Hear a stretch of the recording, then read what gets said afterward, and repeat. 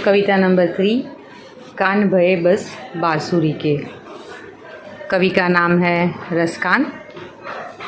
रसकान के यहाँ पर प्रथम 2 कवित दिए गए और पहले कवित में सदैव कृष्ण के पास रहने वाली बांसुरी से गोपियाँ ईर्ष्या करती है और वो गोपियाँ सब अभी रहना नहीं चाहती, व्रज में रहना नहीं चाहती क्योंकि उनका स्थान अब बांसुरी ने ले लिया है। और दूसरी कवित में कृष्ण का स्वांग रचने वाली गोपियाँ कृष्ण की सारी चीज़ों को अपनाना चाहती है। कृष्ण जो भी पहनते हैं, वैजयंती माला, पीताम्बर, मोरपंख सब, लेकिन बांसुरी को वो अपने होठ पर रखने को इनकार कर देती है। पहली कवित में हमें क्या बताया, पहले कवित में रसकान क्या बताता है, गोपियाँ कृष्ण की मुरली को अपनी सौत मानती है। सौत मतलब सौतन। कृष्ण भक्त रसकान के प्रथम सवैये में सदा कृष्ण के साथ रहने वाली बांसुरी से गोपियाँ ईर्ष्या करती है और गोपियाँ कहती है कि कृष्ण बांसुरी को सदा अपने पास रखते हैं। सखी अब हमें कौन चाहेगा। बांसुरी निज दिन कृष्ण के साथ रहती है और अपने उसके अधरों पर ही विराजती रहती है। तो गोपियाँ सारी इससे पीड़ित हो जाती है और वो उनको अपना दुख सहन नहीं कर सकती और वो उनको अच्छा नहीं लगता है कि कृष्ण भगवान हमेशा मुरली को लेकर चलते हैं। गोपियाँ कहती है कि बांसुरी ने कृष्ण का मन मोह लिया है, अभी कृष्ण के मन में हमारे लिए कोई जगह नहीं है और हमें वो सदा जलाती है, इसलिए हम सब वृंदावन छोड़कर चले जाएंगे। जैसे पहले कवित में उन्होंने कहा, कान भये बस बांसुरी के अब कौन सखी हमको चाहिए।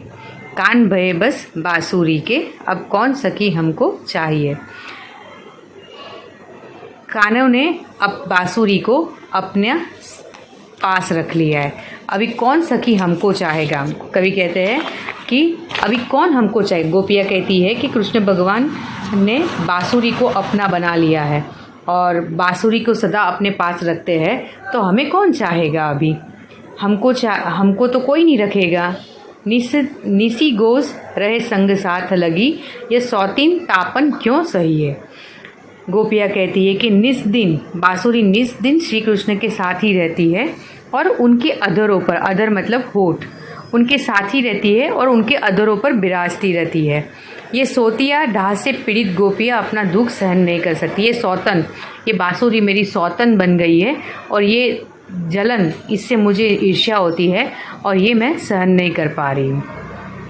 जिन मोही लियो मनमोहन की रसखानी सदा हमको दहिए। जिन मोही लियो मनमोहन का रसखानी सदा हमको दाहिए।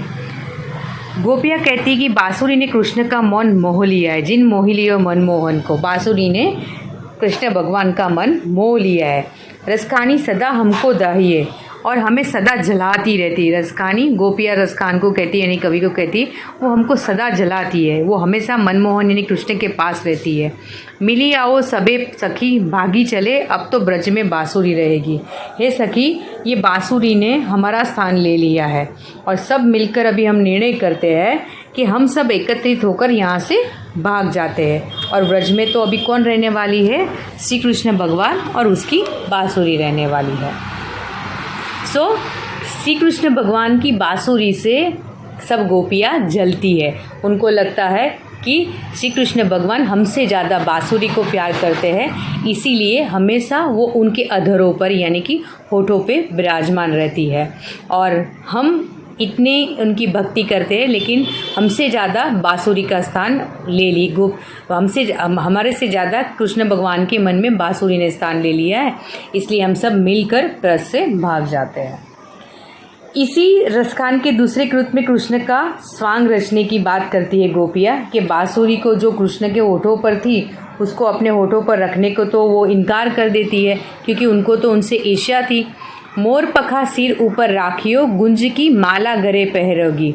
श्री कृष्ण भगवान के क्या वेश पहनते हैं और श्री कृष्ण भगवान ने क्या पहना है उसकी बात यहाँ पर की गई।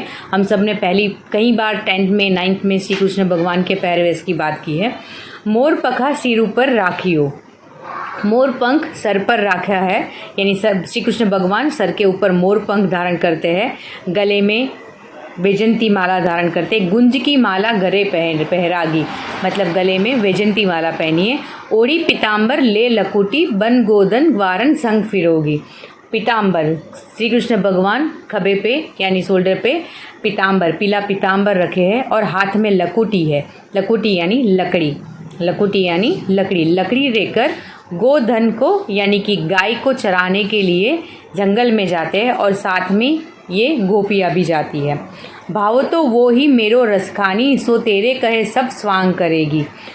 श्री कृष्ण भगवान का हमें पसंद है, यानी लकुटी लेकर गोपियाँ कहती कि तेरे कहने से जो मुझे पसंद है वो वेश में धारण करूँगी। श्री कृष्ण भगवान जैसा वेश में धारण करने के लिए तैयार हूँ, लेकिन सो तेरे कहे सब स्वांग करूँगी, सारे पहरवेश पहनूंगी, या मुरली मुरलीधर की अधारन धरी अधरा ना धरूंगी। लेकिन ये जो श्री कृष्ण भगवान की मुरली है, जिन्होंने वो अधरों पर अपने होठ पे धारण करते, वो मैं अपने होठों पे धारण करूंगी नहीं, क्योंकि वो मेरी सौतन है। सो रसखान की ये 2 कवित में से हमें श्री गोपियों का श्री कृष्ण के प्रति कितना अटूट प्रेम है वो जानने को मिलता है कि श्री कृष्ण भगवान अपने होठ से मुरली, होठ के पास रखकर मुरली बजाते हैं और उस मुरली के धुन में जब वो खो जाते हैं, ये मुरली की धुन में तो गोपियाँ भी खो जाती और राधा भी खो जाती थी, लेकिन जैसे ही वो खो जाते हैं तो सारी सुध-बुध खो बैठते थे।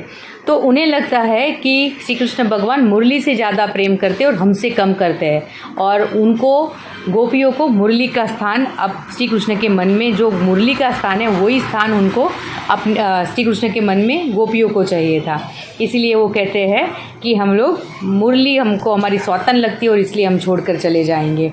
और दूसरे गीत में कहते हैं कि गोपियाँ कहती कि अपने सिर पर मैं मयूरपंख भी लगा लूँगी, गले में माला भी पहन लूँगी, पीताम्बर भी धारण करूँगी, हाथ में लकुटी लेकर वन में गायों के ग्वाल बालों के साथ भी फिरूँगी, बट तेरे कहने से जो मुझे पसंद है वो सब वेश में धारण करूँगी। जो भी वेश आप धारण करते थे वैसा सब वेश में धारण करूँगी, लेकिन मुरलीधर की मुरली को जो वो अपने होठों पर रखते हैं उसको मैं अपने होठों पर धारण करूँगी नहीं।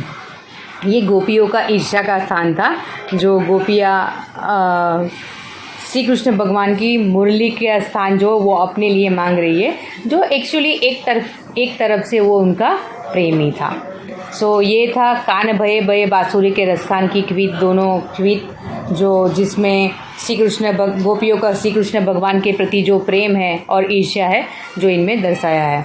सभी विद्यार्थी को अभी शब्दार्थ, टिप्पणी, स्वाध्याय ये सब कंप्लीट करना है, और सारे स्वाध्याय कंप्लीट करने के बाद इसका होमवर्क आपको शुक्रवार यानी फ्राइडे को बताना है।